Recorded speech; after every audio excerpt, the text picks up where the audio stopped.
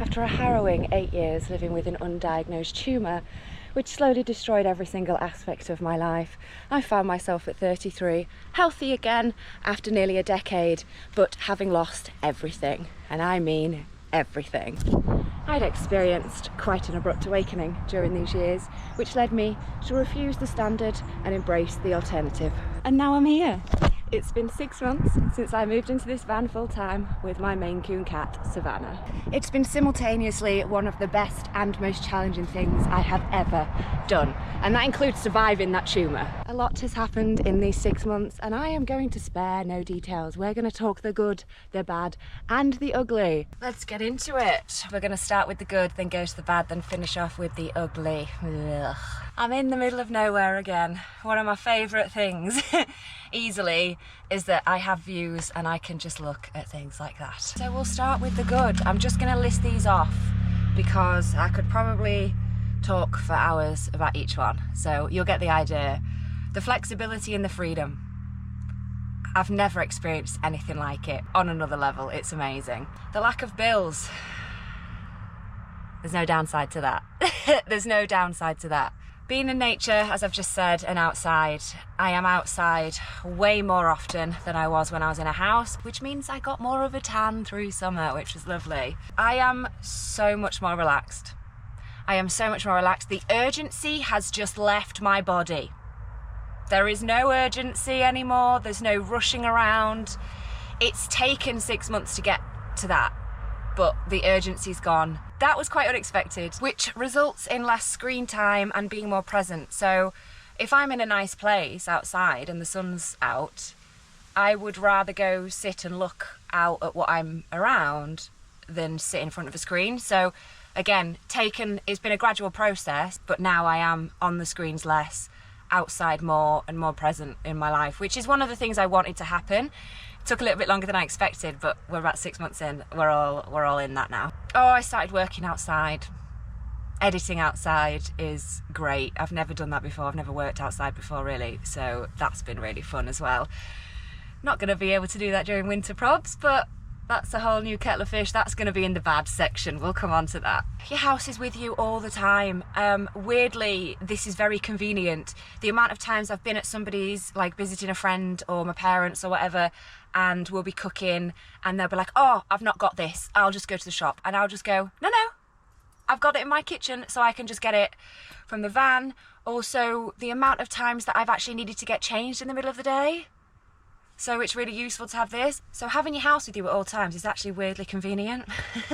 Annoying at the same time because you've got to lug it everywhere, but weirdly convenient. I think I said this in another video, but I feel like I'm living inside a work of art. Because I built this and it all came from my brain, like I designed it and everything, I am disgustingly proud and just stare. Every day, even now, 6 months in, I still just stare and marvel at what me and Dad created, because I feel like I'm inside a work of art. It's wonderful. The joy it brings me being in this space is quite amazing, considering it's so small. I haven't had a hard time adjusting to that side of it. It's certainly a slower pace of life, but you have a lot more chores to do. So I've come to realise that the life I had before was very easy on the body, but very hard on the soul. This life is very difficult on the body because it's physical, there's a lot of chores to do, but your soul is just singing. So much slower pace of life, but lots more jobs in turn. But in a weird way, I really like that, because you're just in the... That's what I mean by being present, because you've got to do chores. There's always something to do. Oh, I've added a few adjustments, modifications, if you like. The blossom tree behind me, I've started painting. I've added a mirror up here. I'm going to turn this shelf into a cupboard and then add the shelf on afterwards. There's a few modifications I've done. I've also had to cover up the shoe cupboard and the inverter outlet just in case, because the cat was bringing me back animals and I was like, oh, if a little mouse runs into there, we're gonna have a problem. So I've also created something for those. I've had visitors. I've had several visitors now. Nobody's actually slept over yet because, I mean, there's not really any space, but I have had people around for tea. I've had evenings in here, and that's been really fun, just having visitors, I suppose. I didn't have really any visitors for the first 3 months, and then now I've had several people come hang out, and it's really good because you can just like, I can go to my mate's house, go hang out, and then just come back outside and sleep. You don't have to drive anywhere, your house is already there. So that's really nice. And then lastly, I have seen more of the UK in 6 months than I have done in the last 6 years. I've been up to Northumbria, I've been to Derby, I've been to Birmingham, I've been to the East Coast, I've been to the West Coast, I've been down to Glastonbury, I've been to Gloucester. I've been so many places, absolutely love that. And the fact that you can just go anywhere on a weekend like this, I'm at the moment one of my usual spots. If I've got work to do or I just want a weekend to do sod all, I'll come here because it's perfect for the cat. Not many people. The only downside is the road noise. The freedom, the flexibility and the slower pace of life generally are all the good stuff. And while I've been visiting all these places in the last 6 months, I've also been testing out a dash cam. This is the VanTrue Nexus 4 Pro dash camera. This records 4K on a mini SD card. You've got some buttons for functionality underneath, and it has an inward facing cab camera, which is adjustable, as well as an outward facing dash cam. Front camera, which faces out and watches what other people are doing. It's got the cab camera here. So that faces back into the cab, so you can see for any injuries, I suppose. Yeah, and it has a rear view camera, but you don't have any rear windows. No. So we'll install that. We're going to install it in the cab. In the cabin. As a cat camera. And it can be a cat camera. And then This we'll is have the to one. put this lead through. Yeah, we'll have to install it. And then we can stick it. GPS, so we are, London, UK. Okay, and then because the button's here, look. Okay, Press that press button. the button underneath, and You that's go an okay. okay. We don't want American. No, We want day, month, year, Day, like month, year. the sane people in the world. Okay. Yeah. 14. 13, 14. 30. Okay. Okay. I was going to say try 50. We've got 50 hertz in the UK. You Speed want unit miles per hour, right, definitely. Oh, I don't want 5G. Put 2.4. We'll put it here so it's out of the way as much as possible. Yeah. There. So just peel off and stick it on. Yeah. And once it's on, it's on. And then once it's on, it's on. Just put the ignition on. Oh, there we go. Once again, we utilised Dad's electronic skills, and he hid the wire behind the trim of the van just to keep it all nice and neat and out of the way. So he's fitted the wire under here, down there, and just taped it round here, under here, because I'm using this. So it comes with a cigarette lighter, because I used to have one of these in, and I like to charge things while I drive. I like the option to do that. So we have plugged this in. You can wire it in and piggyback off a fuse if you choose to, but Dad and I chose to do this one. So now when I turn the engine on, it automatically comes on. Green light comes on here, and then I can charge something in there as well, which is really good because once it's installed, I just don't really need to think about it. I turn the engine on, you hear the ding as it turns on, and it just starts recording. Now, thankfully, in the last 6 months, I've not needed to send off any footage to my insurance company. However, there have been a couple of occasions where I've had very close calls, and I've been really grateful for the fact that I've had that just in case anything did happen. You know, meeting a dustbin truck down a country lane, and I ended up right in the bush. The whole of the left side of my van got scratched and covered in hedge, basically. But, you know, we were fine. It's just like two big vehicles going down a narrow road. However, that could have quite easily ended up in an accident. So really grateful that I now have that. I've always wanted one, and it does lower your insurance as well if you let them know that you've got a dash cam. So I've had it in for 6 months. I've not had any issues with it. It is an incredibly high quality piece of kit, that's for sure. The quality of this camera is amazing. The only downside, I would say, because I've got a van and I'm on a big windscreen, it's probably not a problem, but it is quite a large dash cam. So that's probably something to note. If you've got a smaller vehicle, it might take up quite a bit of your windscreen. But for me in a van, it's not an issue. So it came with everything that you needed to install it, with the cigarette lighter. There are also extra kits available if you want to wire it in properly. The only thing it doesn't come with is an SD card, and considering you need the SD card to be able to use it, that is a bit of an annoyance. So I didn't know that until I got it. So as we were installing it, we realised I needed to order one. I would recommend at least a 500 gig one, so you've got enough memory for all the videos, because it is a 4K camera, so it's recording in really high quality, which is fabulous. So that's the only thing it doesn't come with. Other than that, everything else in the box is all you need. Now, as you saw when we were installing it, I don't have a rear view mirror to put the little camera on. So at the moment, we've just got the main one on the front. But if you do have a car, obviously you can put that little one on the back of your screen. And again, like the front, it's just a sticky mount. And once you adjust it in position, you won't need to touch it again. You can just leave it there. I've not needed to touch that camera. I've just left it as it is, and it's working perfectly, turns on every time I turn the engine on. So there you have it, the VanTrue Nexus 4 Pro dash cam. Highly recommend. Check out the link in the description if you would like to have a look at one. Now, I'm not saying there's a correlation here, but Savannah does now enjoy a little ride out in the cab at the same time. And perhaps it's just because she feels safer now she's protected by the camera. Let's get back to the video. Okay, Kitty Caddy wants to come out. She's had her nap. Do you want to come in? Whoop. Stop, stop, stop, stop, stop. Stop there. Let me put this on you. I just had to charge it for a minute because I forgot to charge it last night. Here she is. She's off out again. Go on then. Have fun. Good girl. Out she pops, and we can talk about the bad stuff. Right, now the good stuff's out the way, we're going to talk about the bad stuff, because let's be honest, it's not all sunshine and roses.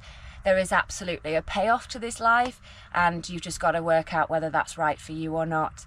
Thankfully, I can say 6 months in, I actually do think it's right for me.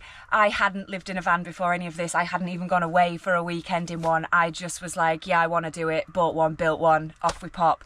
So there was this teeny tiny little bit of doubt that was just like, you might not like this and you might have to sell it and think of something else. But whew, thank bejesus, we actually love it, so it's fine. So yeah, there is bad stuff. That's just, you can't have the good without the bad. I've put my yin yang sign up here for that exact reason, to remind me of that. Right, the hardest thing, the biggest thing, which is obviously going to happen with any lifestyle change, is the sheer amount of having to unlearn all the behaviours, all the routines, everywhere you did something, and relearn new ways to do something. Which, let me tell you, for a neurodivergent, is not fudging easy on any level. I had a minor meltdown 2 months in, because I was just like, I can't handle it. And everything was just like, too much to change. Every single thing in one go. So one thing I would say, maybe do it in gradual stages. Maybe don't jump both feet in with me. It's just my personality, that's just what I do. But boy, was that hard. You just have to figure all that out, which takes time, but you know, eventually you get there and it's fine. Okay, the next big one, rain. Rain, wind, mud, rain. With the cat, rain is an absolute shit show. Not gonna sugarcoat it. I've got, I'm half got it like nice now because it rained through the night. It's sunny today, but there are towels down here. There are extra mats. When the cat comes back in with all her little muddy paws, I've had to like create a system so she walks on 2 different mats, then on a towel. I've got a towel on the sofa so she's not destroying my beautiful green velvet. Without having a porch, you're basically just wet into your house straight away. That is a pain. Showering on the wonk, oh my god. Okay, so most of the time you're not level.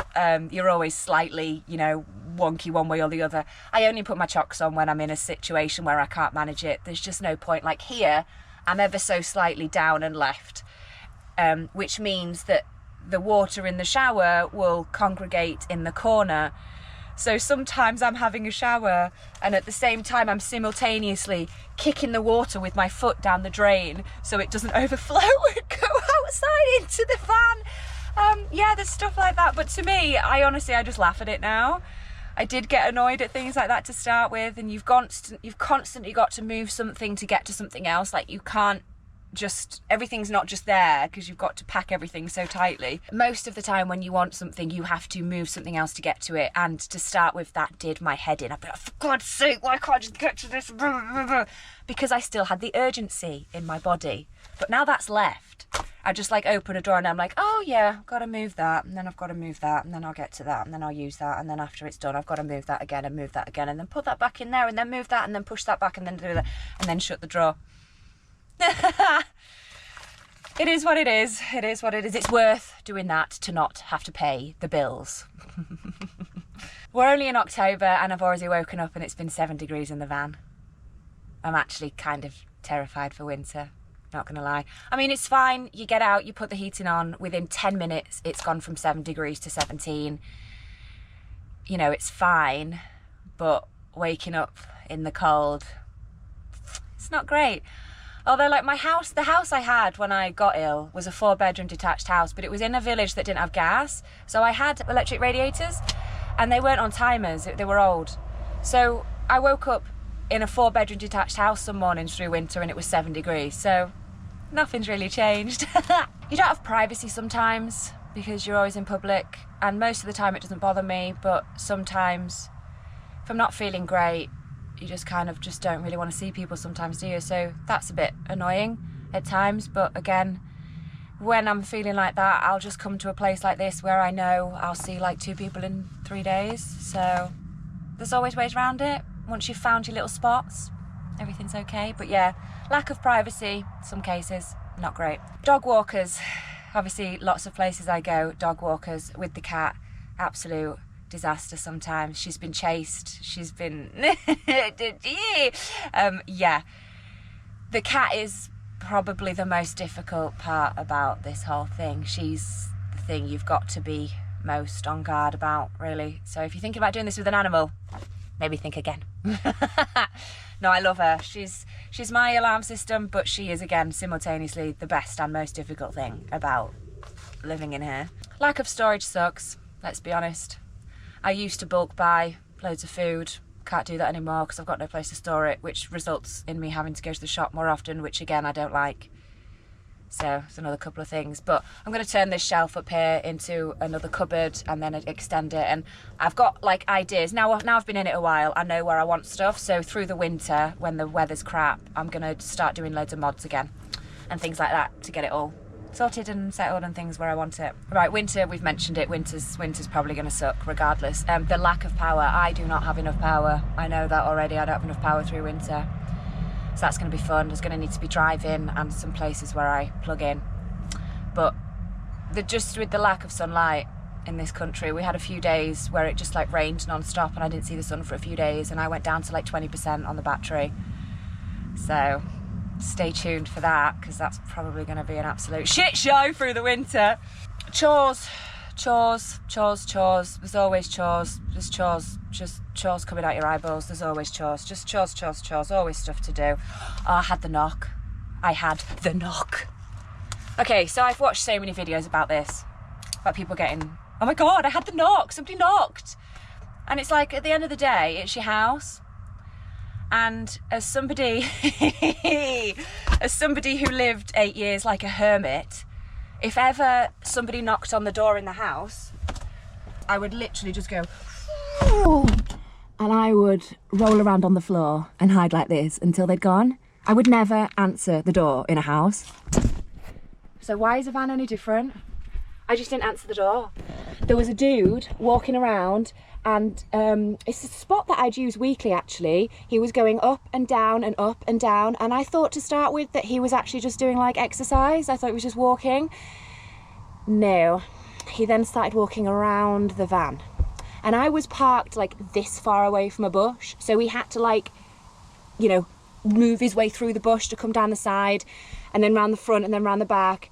And I turned everything silent. It was still light, so I didn't have lights on, but I turned everything off and I wasn't moving and I was just like staying still, like watching him, like what's this dude doing?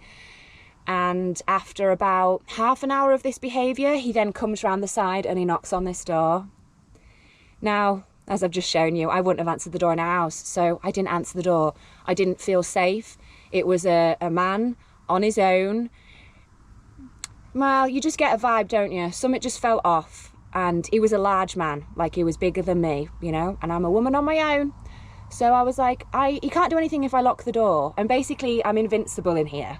I'm in a metal box. Like, it's going to take somebody time to get in, and I can just drive off. So I didn't answer the door. He milled around for a few more minutes. Quite a few, actually. And then went, like, up to the top of the street, and then over the road, and then looked left and right, and then came back down. And it was kind of a whole dodgy thing. But I just didn't answer the door. So, don't know what it was about. And I'm still fine. But I've had one knock in 6 months, and I've been in no other situations where I've felt like that and unsafe or danger or anything like that, apart from the boy racers, but that's in the ugly section. I've also caused a wee bit of damage to my build. Whoops. It took me like 3 attempts to know how I'd done this. I just kept noticing there were like holes in the shower in the purple board. So I just like siliconed them up, and then I noticed another one, and then I siliconed it up. I realised that as I was putting the toilet back in the shower cubicle after I'd had a shower, I was like knocking it against the side. So had to silicone a few of those up and learnt my lesson and not doing that again. I also, one of the most annoying things is I have to move 8 different items to have a shower. The dressing gown's got to come out the toilet roll, the spray that I used to put down the toilet itself's got to come out, the towel, the cleaning cloth that I keep in there, and then I've got to unplug the toilet, wrap it in some plastic bag so it doesn't get wet, and then I have to take the toilet out. There's like 8 things I need to move to have a shower. Not great. Not great. Although I've got it down, like, it was taking me ages to start with, and now it's really smooth, but still pain in my backside. And every single month I've had to rearrange all of the cupboards and the drawers because stuff just gets mixed up when you're driving. And then 2 things, she did pass her MOT, but I've had to put new tyres on, and there's a new shock absorber as well. So that's the bad stuff. The ugly, the ugly, the ugly. There's only a few of these, thankfully. But boy racers, it's one of the first experiences I had. I think I'd only been in the van a couple of weeks, but my God, that was the most scared I've been. I wasn't really scared with that man. It was just a bit like, that's weird, because I know that I'm locked in and I'm safe, and, you know, it's going to take some serious effort to get in here. But those boy racers, I was terrified. My heart was pounding. I was convinced one of them was just going to lose control and smash into the van. So that's the most scared I've been. But thankfully, I've avoided them since. There were those people on the bikes, weren't there, when I was down in Lincoln.